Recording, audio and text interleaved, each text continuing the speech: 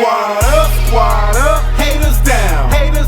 If you ain't about that life, don't come around. Got the crowd, gone wild. Tell me what you know about that Mem style. So, how old were you when you thought about music, or when you thought about just Ooh. not even when you started being serious about recording it? Like, Yeah. what age were you when music kind of started creeping into your life? I want to say it was definitely 2008. Whatever age you are in 8th grade, it was then, because till this day I still remember the poem I will quote that really jumped out at me years later after I'd experienced life, couch surfing, college, heartbreak, all these things. This little poem I made in middle school popped up in my luggage and amongst my clothes, and it said, "When life gives you lemons, make lemonade. But what if that don't quench the thirst in your soul that you crave?" Well, see, me, I've been in a drought for days, no sign of precipitation, no sign of rain, except when I sat for hours talking to my sister about my current pain and about the girl that I love. But today's the same, but I won't mention her name. But as I spoke in sync, the water hits the window, and then I blink. And basically, if you was able to keep up with it, the whole purpose of it is just describing to y'all how, like, what it feels like to wonder what is life, to be in those moments. And I had such a big thought in 8th grade, because I lived in South Memphis, so I'm seeing what South Memphis is about. But here I am going to a whole another area of Memphis to where a lot of the culture does not exist. Principles don't apply. Ideas don't exist, all those things. And it just kind of makes you wonder what is truly life at that point. And so beyond writing notebooks and diaries and different things like that to just see how I'm thinking, it just came to a place to where, like, it just helped me be able to be therapeutic. So I wouldn't worry. Those concerns and questions became worries, and writing them out so I could see how I'm thinking was helping me later on to come back to my lyrics to see and answer those questions. I feel like I kind of elongated that a little bit, but No, man, you're telling your story. Hey, some stories are longer than others. You know what I mean? So you were in the 8th grade, music started creeping in. So poetry crept in first. Basically, you're telling me first poetry crept in. Yes, when people used to say, which is awesome. You know how people used to say rap, the acronym for rap stands for retards attempting poetry? I am literally the kid for that. Like, when because I used to write poetry on Valentine's Day. I used to ask kids around my school for $1.50, and I would write their girlfriends or their boyfriends a love poem. They would get it from me the day before, and they would give it to whoever they felt affection about. I wrote comics in school, so literature was always around me. But when poetry happens, when young men grow up 15, 16, 17, we start feeling ourselves and stuff like that. You know what I'm saying? So my poetry got a little bit more aggressive. And when I started reciting my poetry, people started feeling like it was rap. And I was like, okay, if y'all gonna listen to what I'm saying, this aggressive poetry, I'll call it rap. Let me do that and see if y'all keeping up. And that's how I kind of, rolled into today. Bro, I gotta use that retards attempting poetry. I've never heard that. You've never heard? Oh my goodness, that's wild. Yeah. No, they used to say that all the time growing up. But see, it proves my point. You hear me? South Memphis culture versus, you didn't hear that. That's real. So, I'm glad that you got an opportunity to do that, because I advocate for education so much. Like, yes, even like musically, I try to add those kind of elements into my music to push the culture for sure, making it cool to be educated. But or at the same time, though, you have to wrap it up in a package to where it's able for the hip hop audience to be able to, not see it as you preaching to them, or you're trying to give them some medicine, No, definitely. So, you said the antidote right there, bro, because that's truly, I can talk to you, talk to Miss Lady, talk to them or whomever. I can tell y'all the same message, but different story. As long as the message is congruent, I can cater to whomever I'm speaking to. I also do public speaking, so I know when I go to these schools and talk to the third graders and fourth graders and tell them, the story of Stay Sour and how to apply that principle with your life, it's going to be completely different as if when I went to U of M and spoke to 20-year-olds and 30-year-olds. I'm going to get really detailed, but that message is always going to be conveyed the same across the board. You're going to get that meat. You're going to receive that lemonade, and it's going to be well preserved, and you're going to like it. I love it. The song that you sent me recently, give me the name. Let everybody know the name of it. How does it feel, man? Bro, to me, it puts me in the mind of this song called Love that I made not too long ago, because I was bending genres, and I love artists who can bend genres. You know what I mean? Definitely. Go ahead. I'm sorry. I'm sorry. You go ahead. That's one of your favorite things to do is like binge genre. Yeah, I'm gonna tell you something. Cause like one of my dreams is this, bro. It's to the listeners who can like literally fuck with Lemon King Oddy. They go on Pandora or some type of like music website or something, and they're shifting through genres, and you hear at least one song of mine on every tab. You know what I'm saying? Like just one. Man, I love it, man. Keep doing that. Keep doing your thing, and don't conform to like what society try to say is hot and cool and in at the moment, and all that crazy stuff, man. Just keep doing you, just like you were saying earlier. You know what I'm saying? Just be unapologetically you, and you're winning. That's what being an artist is being unapologetically you. Can you imagine somebody going back and telling Picasso the nose too big on that person that you're painting? Imagine if he listened. And he listens. Oh my God, we wouldn't have Picasso. That's a good one, bro. I'm gonna have to tell that to the kids. Yeah. Truly think about, or that your favorite movie director or your favorite book author. What if they just listened to that one person and said, blah? You know what I'm saying? Yeah. What if somebody told Stephen King, man, them stories too scary? Please. Ain't nobody gonna want to read that because it's too scary. You gotta start doing children's books, and he would have said, "That's a culture. That's a culture with him." So nah. Come on. We wouldn't have Stephen King. Are you shit? Are you kidding me? Okay, so back to so poetry done crept into Oddy's life. First of all, Oddy is having this really like both sides of the fence experience. Oddy from the hood, and then he going to like a rich people school. Heck yeah, bro. I love it though, bro. Like I live the best of both worlds. I live my life in the gray. Yes, and it's like it allows me to truly like. All right, so whenever I hang on my homies, I tell them what you didn't think possible was for black people or for us from the hood and stuff like that, bro. I am here to tell you it can be done. I did it. My mama used to always tell me, MJ, and I live by this principle: do your life and be the best at what you do, because you might be the only experience or book people have. Yep. So if I never get to do what MJ does, you better do what you doing to the capitalize, because I need to ask you how you living and how you describe it, how you encompass it. I done did that shit with you. You know what I'm saying?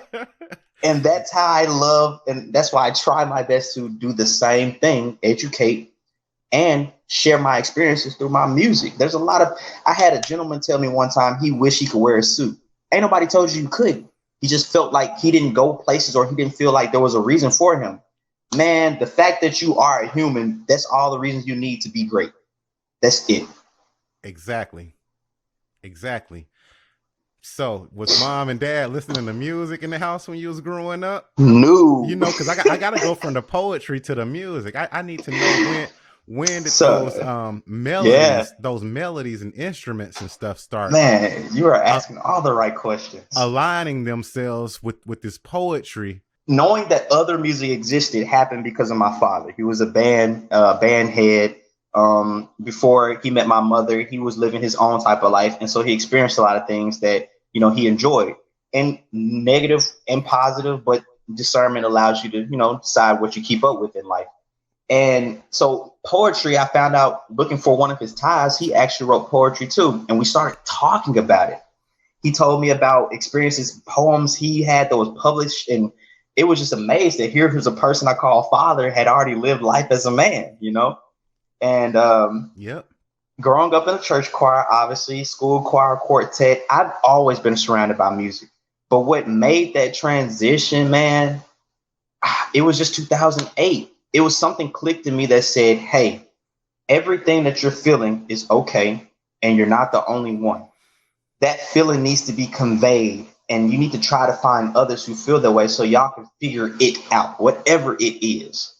And no, my parents weren't really messing with me rapping. I'm gonna tell you that I started rapping publicly in 2016, 15. I dropped my first mixtape, The Audacity, Oddy, The Audacity, like the audacity of this man to start rapping, right?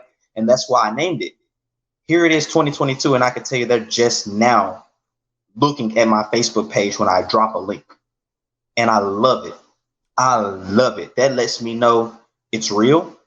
I put in that work and it paid off, and that they're with me.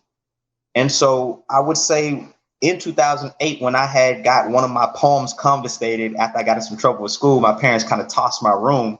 They read a lot of my notebooks. Some of it was very beyond my age, and they would say it was vulgar and I didn't know what I was talking about. But it was when I was about to fall asleep, my dad came back in my room with this yellow notebook that I had put some of my deepest thoughts. All he did was slid it on my pillow, and I know he saw me wake up. He told me, he said, hey, keep working on it. It might not be this, but it can be that. Whatever that you desire, it could be that. So don't throw these away, don't toss it, but work on it, mature it. It can be that. And that is exactly why I went from the Lemon Kid to the Lemon King. I had my coronation of realization and emotion, man. Like, it all became congruent. I'm not here for myself. The things I experience, the messages I live through are for everyone who desires and listens to me. And if you don't, I pray that it's still that message and that feeling still finds you because it's real. And I mean, ultimately, man, it's just a beautiful feeling, bro. I can't express it truly through song yet. How it's crazy how people are calling me the Lemon King or Oddy off of an 8th grade poem, man. Yo, I noticed the change because I was typing in Lemon Kid Oddy, and then I said, hold on. I think I saw Lemon King Oddy. No, I googled Lemon Kid Oddy, and then because that's last time that me and you were rocking, as far as like doing shows and stuff, like we it was Lemon Kid Oddy. And then before this show, I'm preparing. So, of course, I'm Googling, I'm researching you, and Lemon King Oddy popped up. And I ain't gonna lie, it made me proud. I was proud, man. I was like, sir. That's growth in your name. Yes, sir. Just your name alone. And I had to come into that, man. Like, it was truly like, I'm still a kid at heart, but being a king is when you... Perfect example. Someone told me the definition of being a man is not having responsibilities. It's taking on responsibilities and completing them. And when I was the Lemon Kid, I felt like I'm just doing this. I hope it works out. I'm hoping people like it. No, a king, you can or you don't. It don't stop me from being a king. You can or you don't. It don't stop me from being a king. Exactly. I'm still, you know what I'm saying? I have a purpose. I have a reason. And I have to execute that whether you are paying attention or not, Unapologetically. Yes, sir. Yep. So now I know you're going to hate this, but I'm dragging us back again. Okay. No, you're good. You mentioned something about choir and a quartet. Can you elaborate on that a little bit more for me? Ever since, really since elementary, when I was in high school, in elementary, middle school and all that, I was in choir, quartet. I really feel like the stuff that y'all hear, man, great question. The things that people listen to now from me, a lot of that comes from the influence I had from, and I'll be real, I'm finna be raw. White people don't do a lot of music structures that we do, right? But I'm hearing us and being around them, mixing that together allowed me to find my own comfortable zone. And it opened my mindset to different styles of music and how to cater to different people who listen to different styles of music. Because honestly, man, like you can have the same lyrics on every song in a different beat, and people might think it's different, literally, because whoever it resonates with, it's gonna stick. But man, like in choir, it just opened my mind to just the gift of song and like just being able to just really convey how you feeling in poetry. Really, it was just like adult poetry. Music and quartet is like adult poetry. You add an extra little ingredient to it. We done went to Franklin, Tennessee. I done been to North Carolina in a choir. And I love the principles while I was in choir. The things that they taught us, like when you want to hit a high note, my music teacher, she said, imagine having a very hot piece of food, right? How you kind of do that. You kind of open your mouth very open, but think high and reach low. I still use those principles when I go to the studio, and songs like How Does It Feel? I tapped into every piece of high school learning from my choir. That is dope, man. That is dope as heck. So I'm one of those people who weren't born with the ability to hear harmony. I cannot hear harmony. Wow. If you sing in a note and then you say, all right, hit the harmony note with me, I literally have to pull out my keyboard. Wow. You know what's crazy though? And, you know, it's like, what is it? Like The count octaves. those 5s and 7s. I have to count this on the keyboard and hear it. And I wish I was born with that. Are you one of those people who were born to hear harmony? Man. Yeah, you can hear harmony. Yeah, because I love duets. I love duets. If one person just starts singing a note right now, your mind automatically says, "Oh, this note would match that perfectly." I wish I had that ability, bro. It starts from inspiration, man. Like I'm not even trying to sing with you. What you singing inspired me to sing this version of what you singing. And it's a duet. I'm singing a solo song with you, basically.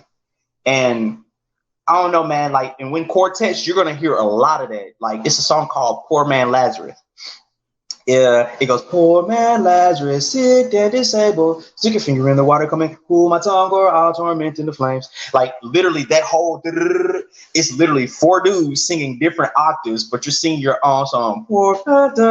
And if you listen to my music, I literally hit a lot of my octaves. Doom, doom, doom, doom. It's like teleporting different scales. It's because like I'm jumping into tenor, first tenor, second tenor, alto, second alto. And it's just like, all right, cool. Because one thing I hated but loved about songs is that I want to hit that note so bad. I can't hit it. And I want to sing this song so loud. I love this song, but it's going to sound ugly if I do it. But if I create a harmony in my octave, I can still rock that joint, but in my own space. You know what I'm saying? So yeah, man, it's a lovely feeling. And it's a blessing, man. It's a blessing to read music. I do have a band. I've orchestrated music before. Like, it's really cool. So in order to read music and orchestrate music, then you have to have either, like you said, you said choir, but I myself played trumpet, and I understand and know how to write sheet music via the trumpet. So are you saying that you're able to orchestrate music, like write notes and sheet music? Yes, literally put scales 3/4 time, 4/4, iambic pentameter as far as when the music pattern, everything. And that's one thing my school literally taught me, my man. Like that's I hated a lot of the rules and regulations that came with it, but bro, I can't hold them. They really educated a young man, bro. They've exposed me to a lot of great things, and props to that for sure. But no, I don't feel like you have to have all these purpose things. You know what I'm saying? Like, I don't feel like you got to go to college to know how to do music. If you're doing music business, maybe. But music, no, it's a personal journey, kind of like salvation. Like, you got people like Janis Joplin. Come on now. If you really heard somebody sing like Janis Joplin, I don't know if you know who she is, but she's like, I do. Yeah, all right, exactly. So if you heard her sing by herself today, a lot of people going, you hitting that, like they don't, But that grunge, like we used to feel the, like even though it wasn't hitting, it was there because you putting the feeling in it. So I don't feel like you have to enroll or you have to go through these guidelines. I feel like your passion for music is going to teach you and show you which way to go to meet that passion halfway. That's what's up. That's what's up. So you got poetry. You've learned melody and musical notes and abilities and harmonies and stuff. When does hip hop hit you? So hip hop hit me. Funny story. In church choir, actually. One of my big homies, shout out to Young Yayo, he go by Yizza right now, in Nashville, Pops. He used to call me Mini Me. And him and a couple of his guys, they were already doing their own thing and trying to start their own hip hop career. Me being a young old dude, I always hung out with people older than me. So I'm seeing this and I'm like, wow, like we're allowed to do this? Like me too. That's what I thought. When I first heard Eazy-E, I said, who allowed him to say that? Yeah, but we're allowed to do these things, So I was like, wow, I can express myself even louder, And so I still to this day, they couldn't release it because, they didn't want, we in church and, a lot of stuff, parents and stuff like that. So they didn't want, it was a song called All the Way Turned Up by Roscoe Dash and Travis Porter. And they remixed it and they let me come in the studio and just spit stuff. Man, it was the best 13-year-old bars you could ever hear. You know what I'm saying? And it was just coming from like, wow, like they weren't lying when they said my poetry really does sound like rap. Cause I didn't do nothing but rap. But my poetry, I free verse all the time. I don't have no music in my head. I'm just writing out what I'm thinking and it happens to rhyme.